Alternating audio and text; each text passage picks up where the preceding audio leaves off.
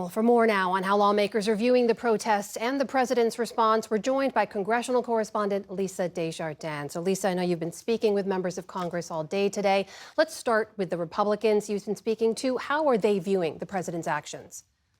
There is one overall theme for most Republicans. They support the president. They support the actions here. There is a small minority that has some questions about what's happening and maybe has an issue with the Marines themselves. But the vast majority of Republicans here on Capitol Hill that we spoke to today support the president. And they say three specific things. One, they're telling us that they think the situation in Los Angeles was too volatile, too dangerous. And they've even pointed to past situations, in their opinion, to say that California was not going to get the situation under control. Number two, repeatedly there is sort of a talking point, a messaging, and a belief by these Republicans that President Trump did need to take action because his job is to protect Americans.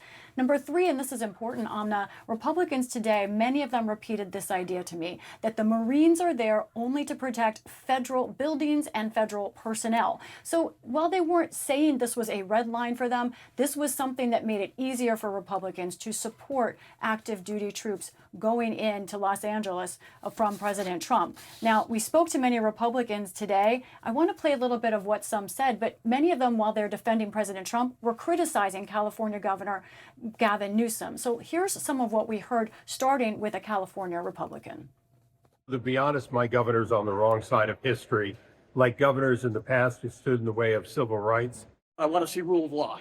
I mean, in the end, we can't rationalize or accept the violence and the burning of cars. So I think the president's doing the right thing.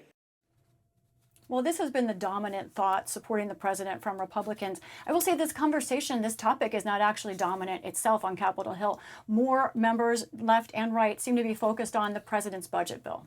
Well, Lisa, you mentioned there the minority of Republicans who disagree with the federal response. Tell us who we're talking about there and what their criticism is. Right. We're talking about those who are speaking out publicly. There's a nuanced layer here, but let's talk about this small number of people who are questioning President Trump's actions.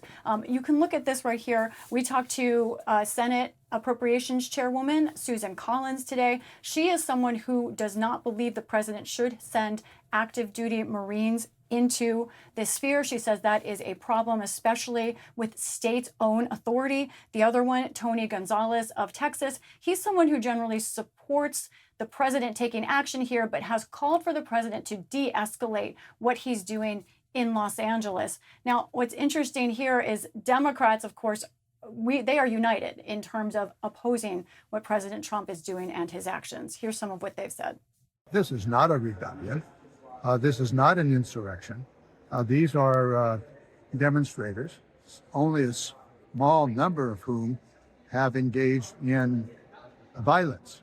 It's a very serious issue for every governor in every state if the president, on his own whim, decides to take command of a state's National Guard. Multiple Democratic sources stress this point to me, saying if Trump did this in a rural or red state, then Republicans might feel differently. Lisa, before you go, I know you have some reporting on the rescissions package before Congress. What's the latest on that? Quickly, this is touch and go right now. This is our exclusive reporting as far as I know right now. We know of 4 House Republicans who are questioning the rescissions package. You can look at some pictures of them. These are generally moderate Republicans. They're questioning the rescissions package on 2 grounds: the public broadcasting cuts and also the cuts to PEPFAR, the program that tries to prevent and treat HIV across the world. Lisa Desjardins, thank you very much. You're welcome.